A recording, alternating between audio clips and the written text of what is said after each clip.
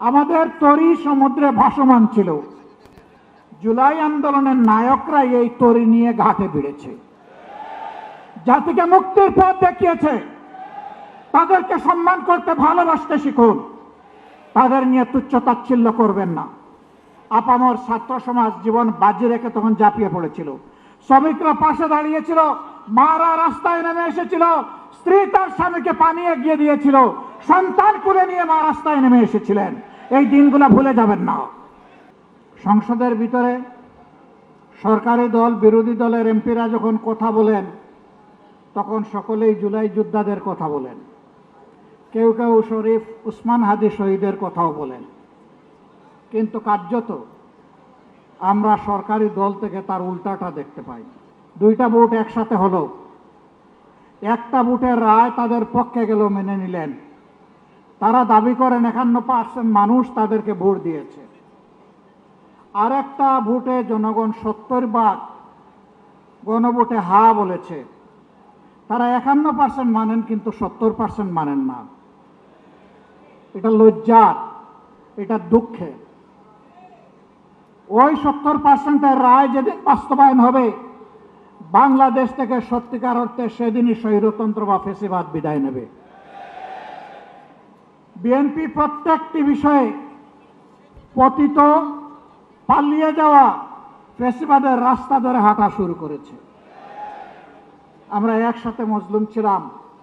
বিনয়ের সাথে বলতে চাই, হাজার চেষ্টা করেন ওই আওয়ামী লীগ হতে পারবেন না, দুর্বল আওয়ামী লীগ হতে পারবেন। সেই আওয়ামী লীগ যারা জাতিকে নিয়ে, বিরোধী দলকে নিয়ে ব্যঙ্গ বিদ্রুপ করত, আজকে তারা কোথায়? আপনারা একই কাজ শুরু করেছে। যে আওয়ামী লীগ তাদের পুষ্য লাঠিয়ালদেরকে দিয়ে সমাজের বিভিন্ন জায়গায় কর্তৃত্ব কায়েম করেছিল, সেই আওয়ামী লীগের পাশে তাদের দুঃখের দিনে কোনো লাঠিয়াল এসে দাঁড়াতে পারেনি। আফসোসের বিষয়, রাষ্ট্রের মৌলিক যে সমস্ত জায়গায় পরিবর্তন দরকার, সুশাসন কায়েমের জন্য, সত্যিকারের স্বাধীনতার স্বাদ জনগণকে দেওয়ার জন্য, প্রত্যেকটি বিষয়ে বিএনপি বিরোধিতা করে চলছে। এটি জাতির সাথে সুস্পষ্ট প্রতারণা। তারা তাদের দেওয়া 31 দফা কর্মসূচি সংস্কারের, তাদের ইশতেহার, এটারও তারা বিরোধিতা করছে। আমার মনে হয় তারা যে বিরোধিতা করছে, এই জ্ঞানটাও বোধহয় তারা হারিয়ে ফেলেছে।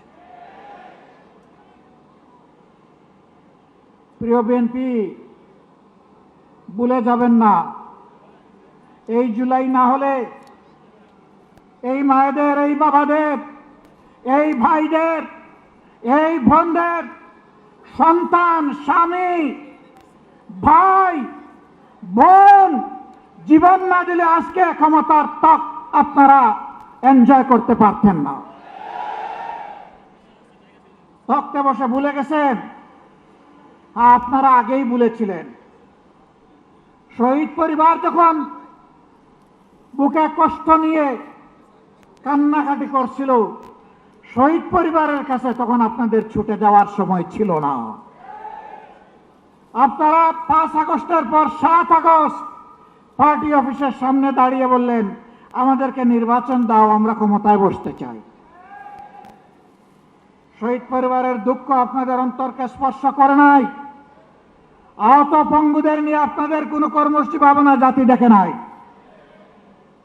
আপনারা এই বিপ্লবের বেনিফিশিয়ারি, যারা বিদেশে ছিলেন স্বদেশে আসার সুযোগ পেয়েছেন।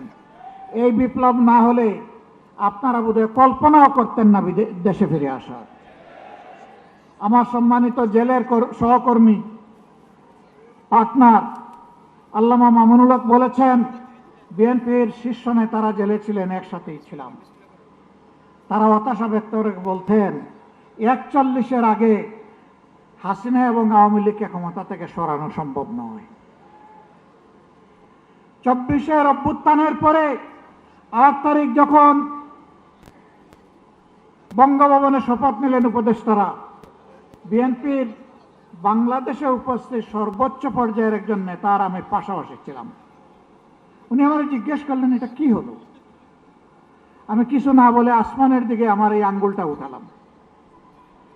তিনি বললেন, আসলে এটা খোদাই দান, এটাই মিরাকল। সেই খোদাই দান ভুলে গেলেন।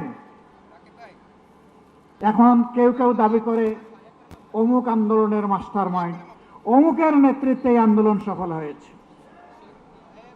এগুলা সব ভুয়া। আমরা কারোর ন্যায্য অবদানকে কখনো আমরা অস্বীকার করি না। আন্দোলন আমরা সবাই করেছি, কিন্তু আমরা তীরে ভিড়তে পারি নাই। আমাদের তরি সমুদ্রে ভাসমান ছিল। জুলাই আন্দোলনের নায়করা এই তরি নিয়ে ঘাটে ভিড়েছে, জাতিকে মুক্তির পথ দেখিয়েছে। তাদেরকে সম্মান করতে, ভালোবাসতে শিখুন। তাদের নিয়ে তুচ্ছ তাচ্ছিল্য করবেন না। আপামর ছাত্র সমাজ জীবন বাজি রেখে তখন ঝাঁপিয়ে পড়েছিল। শ্রমিকরা পাশে দাঁড়িয়েছিল, মারা রাস্তায় নেমে এসেছিল, স্ত্রী তার স্বামীকে পানি এগিয়ে দিয়েছিল, সন্তান কুলে নিয়ে মা রাস্তায় নেমে এসেছিলেন। এই দিনগুলো ভুলে যাবেন না। সংগ্রামী ভাই বোনেরা, আমরা এখানে আগামী দিনের আন্দোলনে শরিক হওয়ার জন্য দাওয়াত দিয়ে আপনাদেরকে এখানে আনি নাই। আমরা এনেছি কৈফিয়ত দিতে। আপনাদের প্রত্যেক ব্যক্তি এবং পরিবারের কাছে আমাদের দায়বদ্ধতা আছে। আপনাদের কারণেই আজকে আমাদের এই রাজনীতি, এই সংসদে যাওয়া, এই নির্বাচনে অংশগ্রহণ করা। আমরা কি পারলাম কি পারলাম না তা আপনাদের জানার অধিকার আছে। সংসদে আমরা প্রথম দিনে দাবি তুলেছি, আমরা শপথ নিয়েছি। তারা শপথ নেন নাই। জাতির সাথে দেওয়া ওয়াদা ভঙ্গ করে জাতির সাথে তারা প্রতারণা করেছে। এরপরে যখন জাতিকে প্রতারিত করা হয়েছে, আমরা নোটিশ দিয়ে আলোচনার ব্যবস্থা করেছি, তারা তার বিরোধিতা করেছেন। যে আইনগুলো সংশোধন না হলে, যে অধ্যাদেশ বাস্তবায়ন না হলে ফ্যাসিবাদী শাসনের পরিবর্তন হবে না, সেই সবগুলা আগের মতো, আগে স্বৈরাচারী সরকারের মতো রাখার পক্ষে তারা অবস্থান নিয়েছে। আমরা বিএনপিকে পরিষ্কার বলে দিচ্ছি, আমরা দেখতে পাচ্ছি সম্প্রতি কয়েকদিন ধরে বিভিন্ন জায়গায় জায়গায় শিক্ষা প্রতিষ্ঠানে, ঢাকা বিশ্ববিদ্যালয়ে, এমনকি এখান থেকে মাত্র কয়েক গজ দূরে মানুষের আশ্রয়ের জায়গা, আইনের আশ্রয়ের জায়গা থানা, সেই থানার ভিতরে ঢুকে দুঃখজনকভাবে ডাকসুর নির্বাচিত প্রতিনিধিদের উপরে হামলা করা হয়েছে। বার্তা পরিষ্কার। যেদিন তারা গণভোটের রায় অস্বীকার করেছেন, আমি বলেছিলাম বিএনপি আজকে থেকে ফ্যাসিবাদের পথে যাত্রা শুরু করলো। এইটা ফ্যাসিবাদ। গতকাল আপনারা দেখেছেন নেত্রকোনায় জাতীয় সংসদের নির্বাচিত সদস্য, বাংলাদেশ জামাতে ইসলামীর প্রতিনিধিত্বকারী, জনগণের প্রতিনিধিত্বকারী অধ্যাপক মাসুম মোস্তফার উপরে হামলা করা হয়েছে, গাড়ি ভাঙচুর করা হয়েছে, তার সহযোদ্ধা সহযোগীদেরকে নাজেহাল করা হয়েছে। এটা কোন বাংলাদেশ? এই বাংলাদেশকে আপনারা চেয়েছিলেন? আপনাদের সন্তানদের আবার পায়ের গুড়ালি দুই টুকরা করা হোক আপনারা চেয়েছেন? আপনাদের সন্তানদের উপর প্রকাশ্য দিবালিকে দা, কিরিস, কুড়ালার হেলমেট দিয়ে আঘাত করা হোক আপনারা চেয়েছিলেন? এই বাংলাদেশকে আমরা ধিক্কার জানাই। এ বাংলাদেশ আমরা চাই না। আমরা পরিবর্তনের বাংলাদেশ চাই, যেই বাংলাদেশে শিশু যখন ঘর থেকে বের হবে, কিশোর যখন বের হবে, যুবক যুবতীরা বের হবে, আমার মা বোনেরা বের হবে, তখন কারো বুক দরু দরু করে কাঁপবে না। তারা নিরাপত্তার সাথে বের হবে, কাজ শেষ করে আবার নিরাপত্তার সাথে করে বসবে। আমরা ওই বাংলাদেশ চাই। আমরা শিক্ষা প্রতিষ্ঠানে আমাদের সন্তানদের হাতে দা, কিরিস, কুড়াল দেখতে চাই না। আমরা খাতা এবং কলম দেখতে চাই। আমরা কোনো আদুবাই দাদুবাই শিক্ষা প্রতিষ্ঠানে গিয়ে আমাদের সন্তানদের উপর সরিগুড়াক আমরা এটা দেখতে চাই না।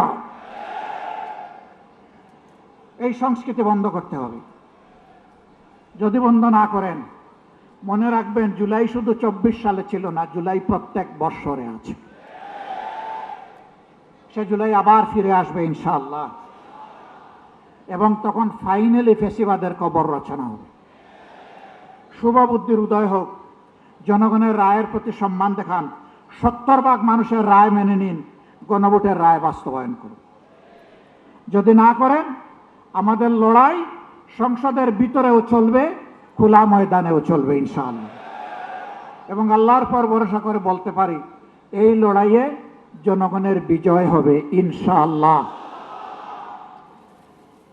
আমরা আপনাদের কাছে কথা দিয়েছি আগে, এখনো কথা দিচ্ছি।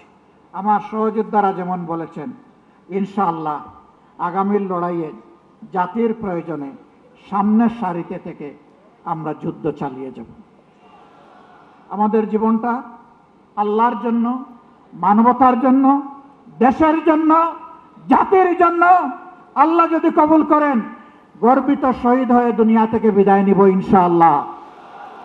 গতকালকে এই জায়গায় আরেকটা সমাবেশ ছিল, পরিষ্কার বলেছি, সিগালের মতো 100-1000 বছর বাঁচতে চাই না, বিড়ালের মতো বাঁচতে চাই না, সিংহের মতো প্রয়োজনে 1 সেকেন্ড আয়ু চাই আল্লাহ তাআলার কাছে।